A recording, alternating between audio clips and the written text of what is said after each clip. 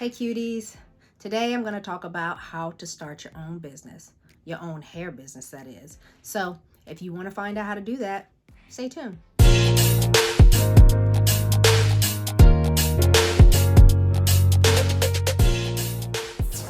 My name is Yvette Jackson and I am the founder of Cali Cutie Hair Beauty and Extensions LLC. So today we're going to be talking about how to start your own business, your own hair business. So before we go into the video, I need you to subscribe and like this video. And if you like it, then you need to share it. But don't share it now. Wait until I'm done. Okay. So I got a sheet of paper down here because I want to make sure that I cover all the steps. I don't want to miss anything when I'm telling you what to do on how to start the hair business. So the first thing you need to do to start a business is you need to think about what type of business you want to start. So because we're talking about a hair business, of course, we thought of a business, and that will be selling hair. So before you start doing hair, you need to do your research. So when I say do your research, what I mean by that is you need to find out what type of hair you want to sell. And once you find out what type of hair you want to sell, then you need to go and find a hair vendor. Now there's several ways of finding a hair vendor. There's a site called Alibaba, and they have several vendors up there that you can choose from. Once you decide on the vendor or the vendors that you want to possibly use, and I say possibly because you need them to send you product and send you sample products. So some vendors will send it to you for free, and all you have to do is pay for shipping and handling.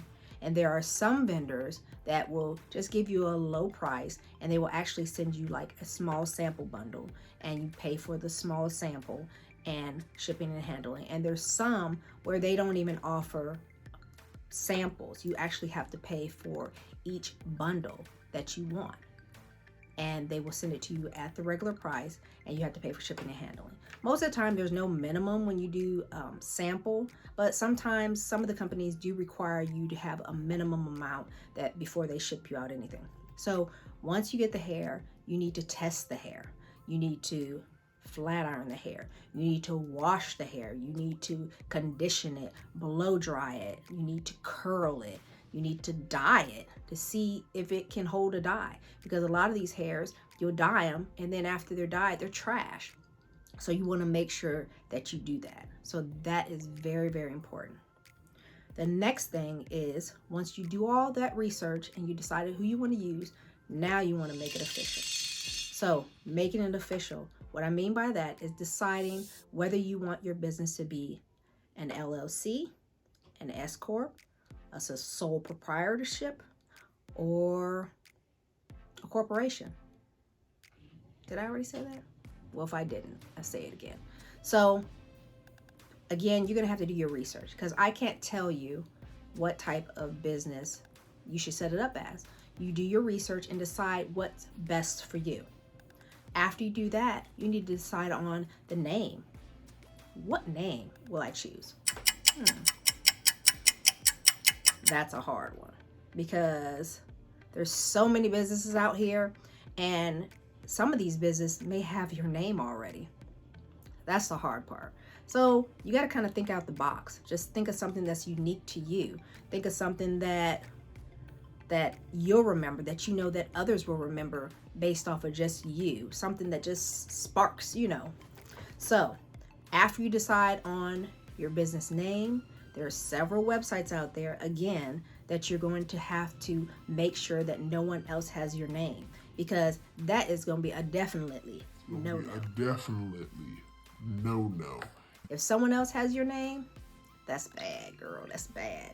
Because if you decide to go with that name without doing your proper research, and you start selling products and doing really, really good, making name tags, making business cards, labels, and things for your hair is what I mean by name tags, like labels, bundles, and all this other stuff. And then you turn around and someone comes after you, they're going to sue you for everything you have. And they're going to win because they've done it the legal way and you did it the wrong way.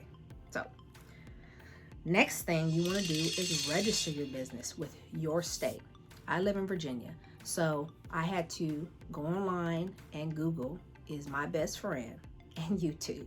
I went on Google and I looked at Virginia State, the state of Virginia, to find out what I needed to do to register my business.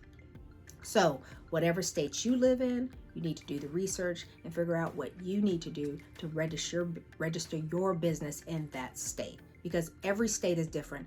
Every state requires different things. Some are stricter, some are a little more lenient, but that's what you have to do. From then, you have to go get an EIN, which is an employee identification number. What that is like a social security card. So, for example, you have a social security card. We all have a social security card. Well, at least I hope you do.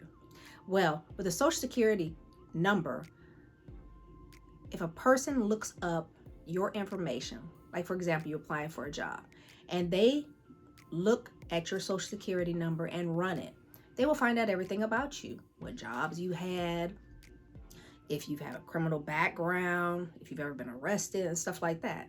And an EIN, which is an employee identification number, is pretty much the same thing, but it's for your business. An EIN can be used to get a banking account, a business banking account. It can be used to get a business loan. So an EIN is very important for you to have for your business and is very helpful. The next thing you need to do is get you a business license. A business license, again, you have to check your state to see what is required to get a business license. And I know in the state of Virginia, you have to have a business license in order to run a business. So that was a must. And I think I paid like $50. It wasn't very much. And there was a couple other paperwork that I had to fill out. One was $100, one was $50. So total was about $150, but it still wasn't very much. The next thing you want to do is open you up a banking account or business account. A banking account is very important, again, because with a business banking account, you use for business transactions, and it's good for tax purposes. So my accountant that I have that runs my business, or who runs the taxes and checks my business books, when I first started, she told me it was best to open up a business bank account and link my business bank account to my accounting. So there's several accounting softwares out there that will link your business account and your business together, if that makes sense. So any transactions that are made from that business account will automatically update into the business page or the business software that's available that will keep up with your transaction. So program that I'm using is QuickBooks, but again, that's the one I like, and that's the one that my accountant is using, so it works for me. The next thing you want to do is trademark. You want to trademark your business. And going back to what I was saying, if a person has a name that you've chosen, trademarking that is just as important as that, because when you trademark your business, you're letting people know it is your business, it's registered to you. No, you cannot use my business. So if you just thought of a business name, it was like, okay, I'm rolling with it, nobody else has it, that's not enough.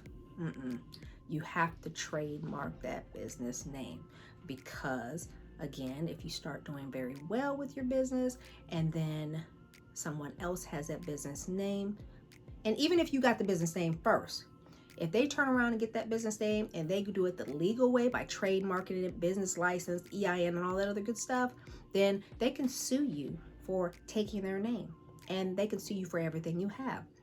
And depending on how you're registered, LLC, Corp, they could dig into your personal finances. So you just got to do your research. You got to do your research, and it's very important to do that. So that pretty much is it. I hope I didn't go too fast for anyone. And I hope you pretty much got the gist of what I was saying. But if you have any questions or any comments on anything I said, just leave it in the comment. Let's have a dialogue. We can talk about it. I mean, you can give me some ideas of something else that I need to add to my business. But so far I'm doing pretty good. But I can always learn more. So if you like this video again, make sure you share it. Make sure you comment below. And make sure you hit that little like button right down there. Thanks for watching, and I'll see you in the next video.